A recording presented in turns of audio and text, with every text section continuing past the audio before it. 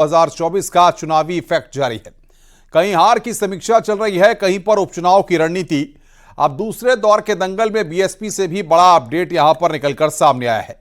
BSP की तरफ से उपचुनावों को लेकर जारी स्टार प्रचारकों की लिस्ट में आकाश आनंद का नाम शामिल है, जो इस बात का संकेत है कि आकाश आनंद ने सियासत में अब फिर से वापसी की है। कितनी अहम है आकाश आनंद की वापसी, क्योंकि उन पर कार्रवाई हुई थी और पूरी कहानी अब इस रिपोर्ट के जरिए आइए हम आपको समझाते हैं।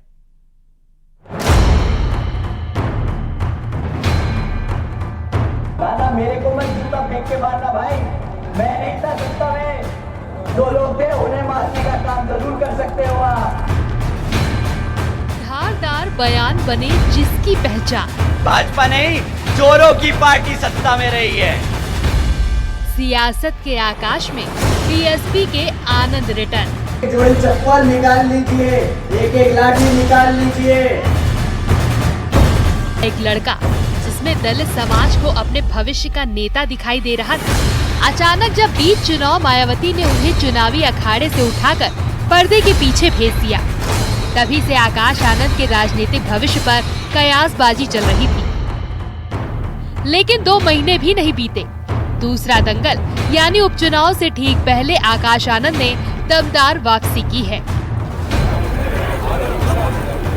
आकाश आनंद जी का राष्ट्रीय नेशनल कोऑर्डिनेटर। जैसी उम्र वैसे ही तेवर, जोशीला अंदाज, दमदार आवाज। लेकिन अति उत्साह ने उन्हें पहली ही परीक्षा में कई ऐसे अनुभव कराए जो आगे के सियासी सफर में आकाश आनंद को बेहद काम आने वाले हैं। जैसे कि चुनाव आयोग की वो कार्रवाई जो सीतापुर में आकाश के विवादित बयान के बाद हुई थी। यूपी आज पूरे देश में नंबर 1 बन चुका है। उद्योग में नहीं, अपनी बहन बेटियों पे अत्याचार करने के लिए देश में नंबर 1 बन चुका है। लालच है ऐसी सरकार को जो अपनी बहन बेटियों को सुरक्षा नहीं दे पाती। यही वो बयान है जिसके बाद पूरे दलित समाज में आकाश आनंद छाने लगे थे।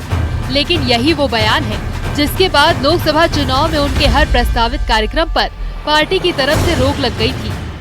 वजह थी उनका अति उत्साह, विवादित भाषण, जिसे बहन जी ने अपरिपक्व बताते हुए उन्हें चुनावी अखाड़े से दूर कर दिया था। लेकिन सवाल ये है कि अब आकाश आनंद की वापसी के मायने क्या हैं?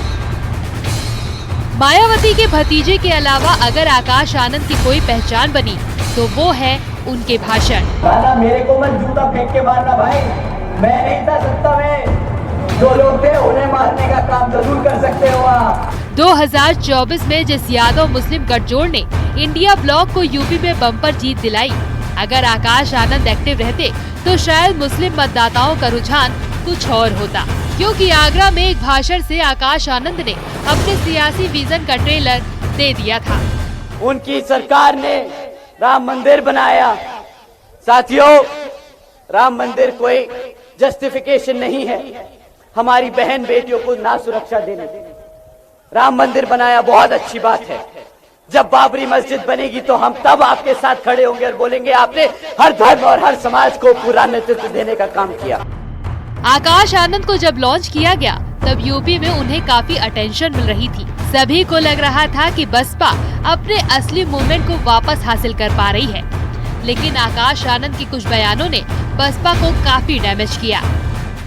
जो सरकार अपने गरीबों का घर उजाड़े, जो सरकार उनसे उनका घर छीन ले, तो वो क्या बुलडोजर की सरकार नहीं है? आप ही बता दीजिए, बुलडोजर की सरकार है कि नहीं? आप ही बता दीजिए। माना जा रहा है कि आकाश आनंद के इन बयानों ने मायावती को नाराज कर दिया। जिस तरह की राजनीति मायावती करती रही है, उसमें आकाश आनंद की भाषा शैली मिसफिट हो रही थी। लेकिन तमाम अटकलों के बीच स्टार प्रचारकों की सूची ये संकेत दे रही है कि सियासत के आकाश में आनंद की दमदार वापसी हो रही है। Bureau report, news 18।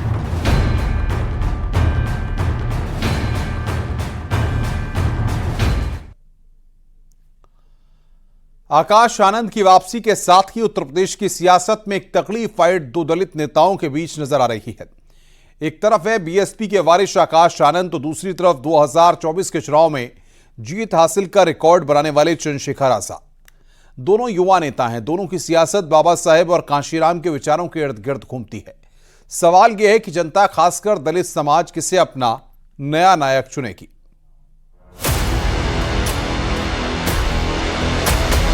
कि बाबा साहब और मान्यवर साहब श्री कांशीराम जी के सपनों को वो इस प्रदेश में नहीं बल्कि पूरे देश में लागू करके उनके सपने को पूरा कर।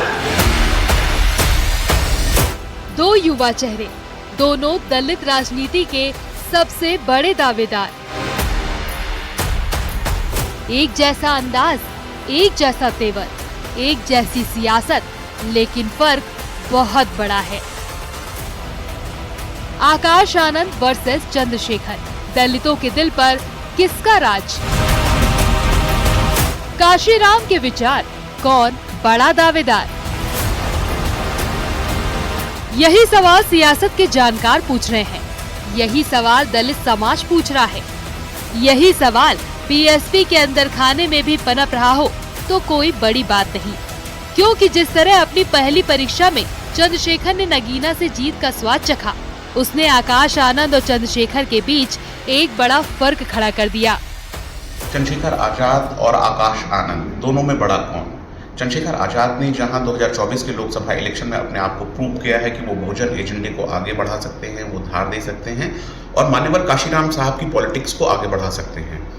वहीं आकाश आनंद की जो शुरुआती स्पीचेस हुई हैं, जो उनके भाषण हुए हैं, जो उनकी रैलियां हुई हैं, उसमें हमने देखा है कि कैसे आकाश आनंद एक एंग्री यंग मैन की तरह निखर कर आए हैं और उन्होंने जो दलितों के एजेंडे हैं उसको आगे बढ़ाने का काम किया है।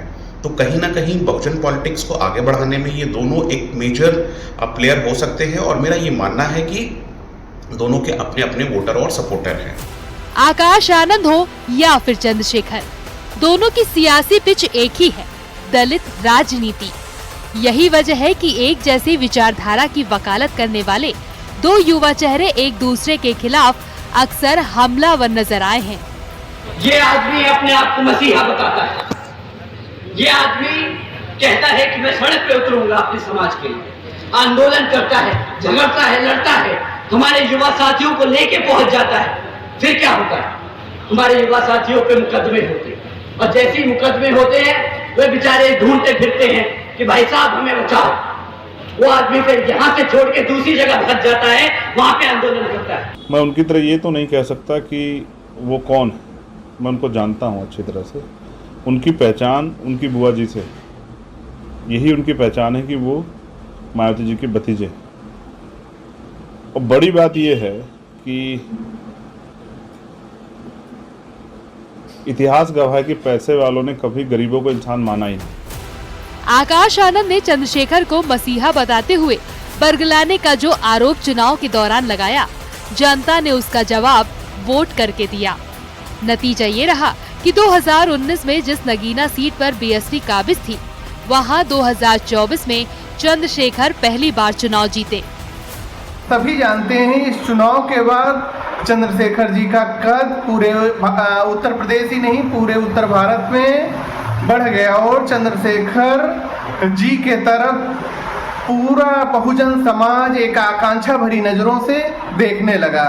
जहां तक आकाश आनंद साहब की बात है, आकाश आनंद हम सभी जानते हैं कि जो मुद्दे लोकसभा चुनाव के प्रथम 2 फेज तक उन्होंने उठाया वो मुद्दे बहुत ही प्रासंगिक थे, लेकिन उन्हें अचानक से साइडलाइन कर दिया गया। तो हम कह सकते हैं कि ये दोनों युवा बहुत ही ऊर्जावान है। आकाश आनंद 29 साल के युवा नेता हैं, जबकि चंद्रशेखर की उम्र 38 साल है। सियासी अनुभव की बात करें तो आकाश आनंद को अभी 2 साल भी सक्रिय राजनीति में पूरे नहीं हुए, लेकिन चंद्रशेखर पिछले 8 सालों से जमीन पर पसीना बहा रहे हैं, सड़क पर उतरकर दलितों के लिए आवाज उठाते रहे हैं। ये अलग बात है कि आकाश आनंद ने लंदन से MBA किया है, जबकि चंद्रशेखर ने कानून की डिग्री ली है। दोनों ही नेताओं की 2024 में पहली परीक्षा थी। बीएसपी तो एक भी सीट नहीं जीत पाई, लेकिन चंद्रशेखर ने नगीना से खाता खोलकर अपनी पहली परीक्षा पास कर ली है। अब दोनों नेताओं में से दलित समाज किसे अपना भविष्य का नेता चुनेगा, ये देखना भी कम दिलचस्प नहीं रहने वाला है। वैसे भी चंद्रशेखर और आकाश आनंद में जमीन आसमान का फर्क है। आकाश आनंद ने बीएसपी की पिच पर आसमान एंट्री ली, यानी उन्हें जमीन पर संघर्ष का कोई खास अनुभव नहीं है। जबकि चंद्रशेखर जनता के लिए जनता के बीच हक की लड़ाई लड़ते हुए कई बार जेल भी गए, लाठियां भी खाई और वक्त आने पर इंसाफ की जंग भी जीती। शायद इसी में काशीराम की सियासत के वारिस की कहानी छिपी है। Bureau report, news 18।